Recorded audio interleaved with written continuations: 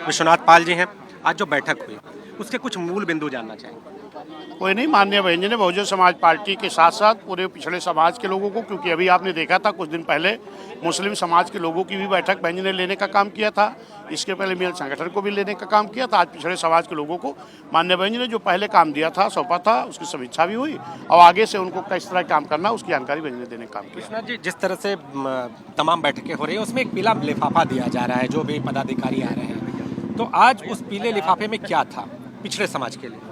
अब वो जो प्रेस विज्ञप्ति आप लोगों को जारी की गई है उसमें अपने लोगों को भी दिया गया है, उसमें वो जानकारी उनको मिल जाएगी। अच्छा, जिस तरह से पीडीए की बात कह रही है समाजवादी पार्टी, और अगर बात करें तो भाजपा कह रही है कि हम सभी वर्ग की राजनीति करते हैं, सबको साथ लेकर चलने की बात करते हैं, आप लोग क्या कह रहे हैं? भाजपा सपा से ये पूछो कि आगे क्या करोगे ये ना बताओ, अब तक पिछड़ों के लिए क्या किए हो ये बताओ। बहुजन समाज पार्टी के नेता मान्य बहन जी ने पिछड़े समाज के लोगों के लिए, और चाहे मानव साहब रहे, इन्होंने जो कुछ हुआ काम किया है। चाहे मंडल कमीशन की लड़ाई लड़नी हुई, वो मानवर कांशीराम साहब मान्य बहन जी ने लड़ाई लड़ी, तब जा करके 89 में आरक्षण मिला पिछड़ों को, वरना यह आरक्षण बहुत पहले मिल जाना था। लेकिन जो भी राजनीतिक दल रहे उनकी लापरवाही की वजह से मान्य बहन जी मानव साहब बदौलत आरक्षण पिछड़ों को मिला है। और आज जो राजनीतिक भागीदारी देख रहे हो, बहुजन समाज पार्टी बनने के पहले इन 52% लोगों की राजनीतिक भागीदारी मात्र 1.5 से 2% थी।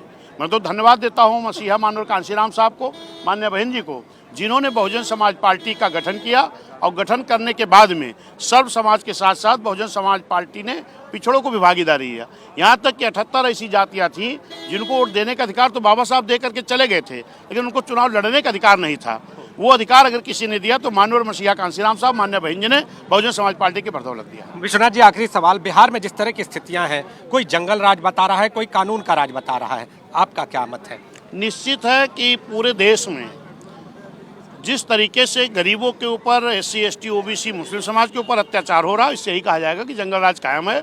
और आज बहुजन समाज पार्टी 9 अक्टूबर को जब लोग पुष्प अर्पित करने के लिए आए थे, मान्य बहन जी के विचार सुन करके गए हैं, तब से पूरे देश में बहुजन समाज पार्टी के पक्ष में एक बड़ा माहौल तैयार होने का काम हुआ। मोकामा की घटना आपने सुनी? नहीं सुनी है, इस तरह की कोई भी घटना कहीं नहीं होनी चाहिए, ये निंदनीय है। तो बहुजन समाज पार्टी के प्रदेश अध्यक्ष विश्वनाथ पाल निशाना साधते हुए, हमलावर होते हुए, और इसके साथ ही आने वाले दिनों में किस तरह से पिछड़ा समाज को न्याय दिलाने के लिए, पिछड़ा समाज की बात करने के लिए रणनीति तैयार हुई है, इस पर भी अपना जो मत है वो रखते हुए आपके सामने